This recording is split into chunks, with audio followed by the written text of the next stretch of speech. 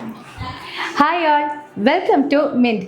അപ്പോൾ നമ്മൾ security ഗാർഡിൻ്റെ notification വന്നത് പറഞ്ഞിട്ടുണ്ടായിരുന്നു അല്ലേ, എക്സ് സർവീസ്മെന് മാത്രം അപ്ലൈ ചെയ്യാൻ പറ്റുന്നൊരു പരീക്ഷയാണതെന്ന്. അപ്പോൾ എന്താണ്, അപ്പോൾ അതിൽ കമൻറ്റിൽ വന്നിട്ടുണ്ടായിരുന്നു ഇതിൻ്റെ സിലബസ് ഒന്ന് പറയാമോ എന്ന്. അപ്പോൾ കഴിഞ്ഞ സെക്യൂരിറ്റി ഗാർഡിന് നടന്നിരിക്കുന്ന എക്സാമിൻ്റെ സിലബസാണിത്. അപ്പോൾ നമുക്ക് ഇനി ഇതിൽ കുറച്ച് ചേഞ്ചസ് ഒക്കെ ഇനി വരാനിരിക്കുന്ന പരീക്ഷയ്ക്ക് ചേഞ്ച് വരും. അപ്പോൾ ഇത് നോക്കിയിട്ട് നിങ്ങൾ പഠിച്ചു തുടങ്ങുക. കാരണം എന്താണ്, നിങ്ങൾക്കറിയാം ഇപ്പോൾ നമുക്ക് എന്താണ് എക്സാം കലണ്ടർ വരുമ്പം അതിലാണ് എന്ത് വരുന്നത്, സിലബസ് ഉൾപ്പെടുത്താറുള്ളത്.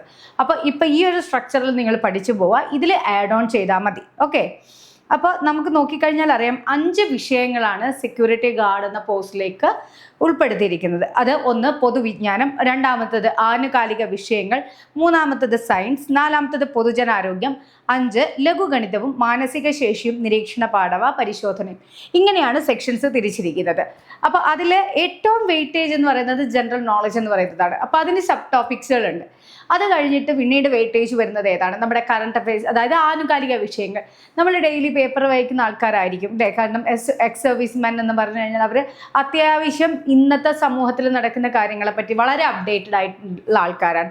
അപ്പോൾ എന്താണ്, നിങ്ങൾക്ക് ഏറ്റവും സ്കോർ നേടാൻ പറ്റുന്ന ഒരു ഏരിയ എന്ന് പറയുന്നത് കറണ്ട് അഫയേഴ്സ് ആണ്. രണ്ടാമത്തേത് എന്താണ്, നമുക്ക് അടുത്ത ഇനി നമുക്ക് ഏറ്റവും കൂടുതൽ വെയിറ്റേജ് തരുന്നത് എന്താണ്, ലഘുഗണിതവും മാനസിക ശേഷിയും നിരീക്ഷണ പാഠവ പരിശോധനയും.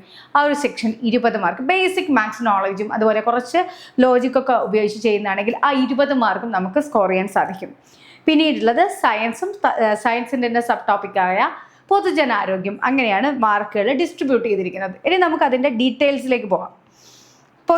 പൊതുവിജ്ഞാനം എന്ന് പറയുന്ന ജനറൽ നോളജ് എന്ന് പറയുന്ന സെക്ഷൻ നമ്മൾ പറഞ്ഞു അല്ലേ, 40 മാർക്കാണ് വെയിറ്റേജ് എന്ന്. അതിൽ ഫസ്റ്റ് ഇന്ത്യൻ സ്വാതന്ത്ര്യ സമര കാലഘട്ടവുമായി ബന്ധപ്പെട്ട രാഷ്ട്രീയ സാമൂഹിക സാംസ്കാരിക മുന്നേറ്റങ്ങൾ, ദേശീയ പ്രസ്ഥാനങ്ങൾ, സ്വാതന്ത്ര്യ സമര സേനാനികൾ, ഭരണ സംവിധാനങ്ങൾ, ഇത്രയുമാണ് അതിൽ പഠിക്കാനുള്ളത്. ഇതിൻ്റെ വെയിറ്റേജ് എന്ന് പറയുന്നത് 5 മാർക്കാണ്. ഇത് GKയുടെ സബാണ് കേട്ടോ. അടുത്തത് സ്വാതന്ത്ര്യാനന്തര ഇന്ത്യ നേരിട്ട പ്രധാന വെല്ലുവിളികൾ, യുദ്ധങ്ങൾ, പഞ്ചവത്സര പദ്ധതികൾ, വിവിധ മേഖലകളിലെ പുരോഗതികളും നേട്ടങ്ങളും. ഇതിൻ്റെയും വെയിറ്റേജ് വരുന്നത് 5 മാർക്കാണ്. അടുത്തത് ഒരു പൗരന്റെ അവകാശങ്ങളും കടമകളും, ഇന്ത്യൻ ഭരണഘടന, അടിസ്ഥാന വിവരങ്ങൾ. ഇതിനും വെയിറ്റേജ് 5 മാർക്കാണ്. പിന്നീട് നമുക്ക് ജിയോഗ്രഫി സെഷനാണ്. ഇന്ത്യയുടെ ഭൂമിശാസ്ത്രപരമായ സവിശേഷതകൾ, അതിർത്തികൾ, ഇന്ത്യയുടെ അടിസ്ഥാന വിവരങ്ങൾ, വെയിറ്റേജ് 5 മാർക്ക്. പിന്നീടോ കേരളം, ഭൂമിശാസ്ത്രം, അടിസ്ഥാന വിവരങ്ങൾ, നദികളും കായലുകളും, വിവിധ വൈദ്യുത പദ്ധതികൾ, വന്യജീവി സങ്കേതങ്ങളും ദേശീയോദ്യാനങ്ങളും, മത്സ്യബന്ധനം, കായിക രംഗം, തദ്ദേശ സ്വയംഭരണ സ്ഥാപനങ്ങൾ തുടങ്ങിയവയെക്കുറിച്ചുള്ള അറിവ്. ഇത്രയുമാണ് നമ്മുടെ കേരളത്തിനെ പറ്റി അറിയേണ്ടത്. പക്ഷേ വെയിറ്റേജോ 10 മാർക്കുണ്ട്. പിന്നീട് ഇന്ത്യൻ സ്വാതന്ത്ര്യ സമരവുമായി ബന്ധപ്പെട്ട് കേരളത്തിലുണ്ടായ രാഷ്ട്രീയ സാമൂഹിക മുന്നേറ്റങ്ങൾ, നവോത്ഥാന നായകന്മാർ. ഇതിനും വെയിറ്റേജ് എന്താണ്, 5 മാർക്കാണ്. അടുത്തത് ശാസ്ത്ര സാങ്കേതിക മേഖല, കലാ സാംസ്കാരിക മേഖല, രാഷ്ട്രീയ സാമ്പത്തിക സാഹിത്യ മേഖല, കായിക മേഖല എന്നിവയുമായി ബന്ധപ്പെട്ട വിവരങ്ങൾ. ഇതിനും വെയിറ്റേജ് എന്താണ്, 5 മാർക്ക് കേട്ടോ. ഇനി അപ്പോൾ ഓർത്ത് വെക്കുക, 40 മാർക്കാണ് ജനറൽ നോളജിനുള്ളത്. അപ്പോൾ നിങ്ങൾ ഇപ്പോഴേ അതിന് വേണ്ടിയിട്ടൊരു സ്ട്രക്ചർ ഉണ്ടാക്കിയിട്ട് പഠിച്ചു തുടങ്ങുക. പരീക്ഷ വന്നിട്ട് പഠിക്കാമെന്ന് വിചാരിക്കരുത്. കാരണം എല്ലാ പരീക്ഷകളും അടുപ്പിച്ചാണ് വരുന്നത്. ഇത് നിങ്ങൾക്ക് മാത്രമുള്ള ഒരു ഓപ്പർച്യൂണിറ്റി. അപ്പോൾ നിങ്ങളോട് കോമ്പറ്റ് ചെയ്യുന്ന ആൾക്കാർ വളരെ കുറവാണ്. സോ ഈ ഒരു അവസരം നിങ്ങൾ നല്ല രീതിയിൽ യൂട്ടിലൈസ് ചെയ്യുക.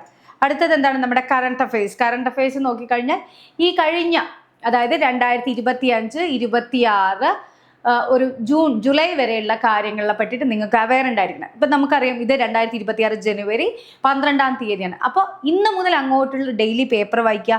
ഇതിന് മുന്നേ ഉള്ള PDF നോട്ട്സുകൾ മാക്സിമം കളക്ട് ചെയ്യാൻ പറ്റുന്നുണ്ടെങ്കിൽ അത് കളക്ട് ചെയ്യുക. കൂടാതെ നമുക്കറിയാം കറണ്ട് അഫയേഴ്സിൻ്റെ വീഡിയോസ് ഒരുപാട് പോയിട്ടുണ്ടെന്ന്. അപ്പോൾ അതൊക്കെ കണ്ട് മനസ്സിലാക്കി നിങ്ങളുടേതായ സ്വന്തം രീതിയിലൊരു നോട്ട്സ് പ്രിപ്പയർ ചെയ്ത് പഠിച്ചു കഴിഞ്ഞാൽ കറണ്ട് അഫയേഴ്സിലെ മുഴുവൻ മാർക്ക് നിങ്ങൾക്ക് സ്കോർ ചെയ്യാൻ സാധിക്കും.